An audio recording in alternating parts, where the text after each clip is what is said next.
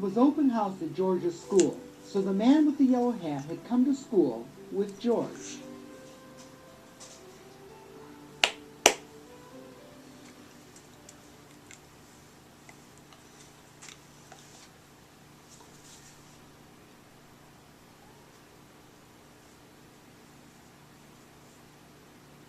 I want to speak to your teacher, the man said. Wait for me, George, and don't get into trouble.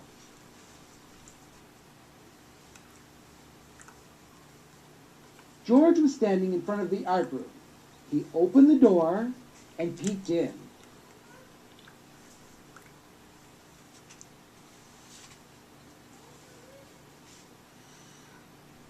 Mr. Williams, the art teacher, was cleaning up.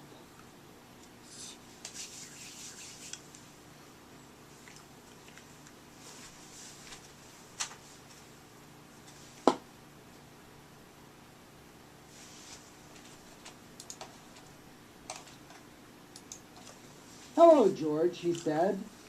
My students will be coming by with their parents today to show them their work.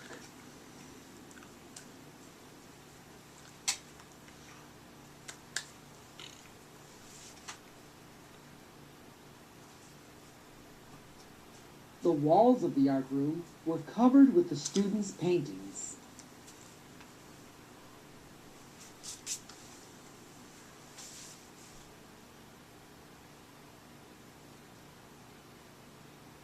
There were paintings of dancers and farmers and race car drivers and ice skaters.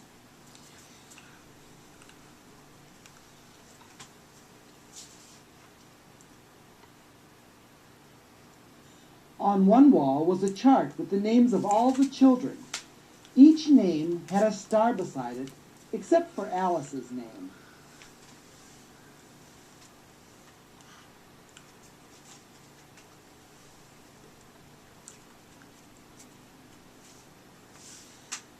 Poor Alice, said Mr. Williams.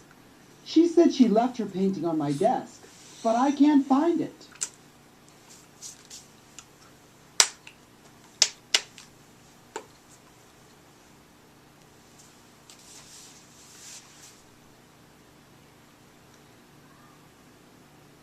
Here, George, why don't you paint a picture while you wait for your friend?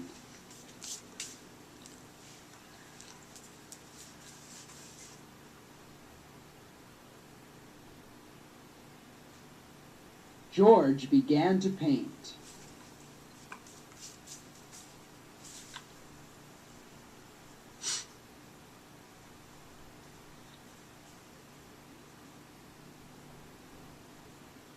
Keep painting, George, said Mr. Williams. I'll be right back.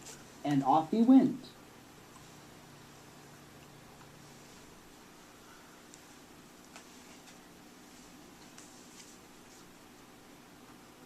George kept painting, but it was starting to get very warm in the room.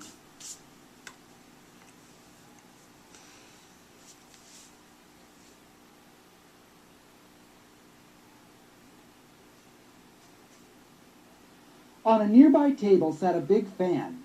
That would cool him off. George turned it on.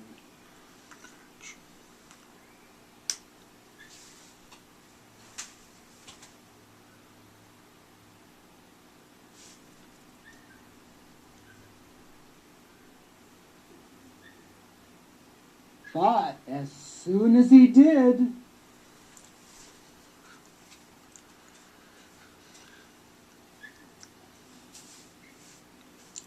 the fan blew the paintings off the walls and all over the room.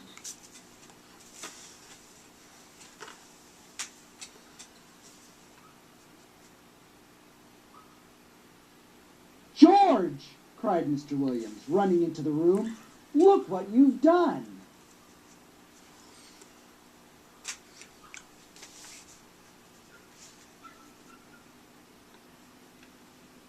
Mr. Williams turned off the fan. You'd better help me clean up, George, he said.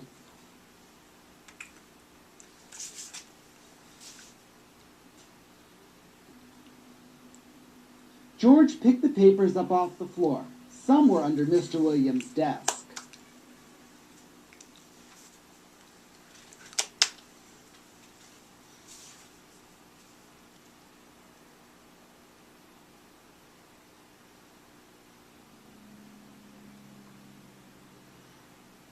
One was stuck between the desk and the wall.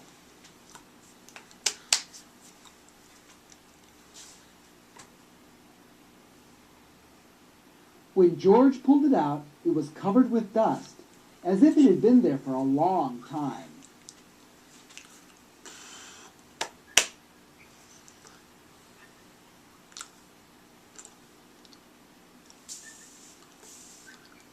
It was a painting of a little girl riding a horse.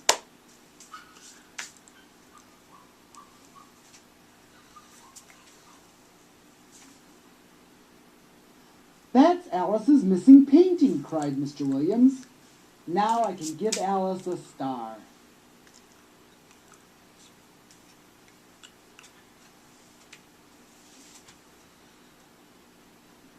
When the paintings were all hanging on the walls again, and the students and their parents arrived,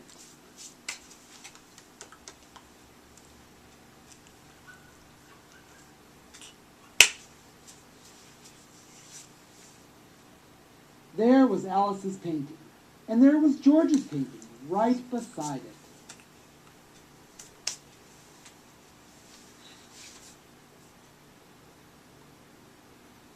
Now Alice's name on the chart had a gold star next to it.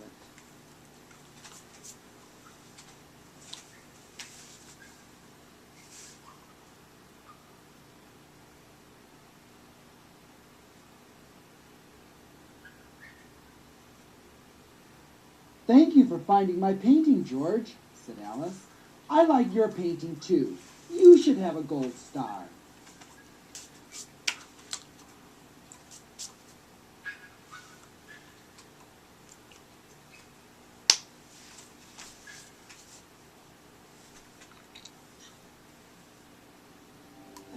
"I agree," said Mr. Williams, and he gave George a big gold star.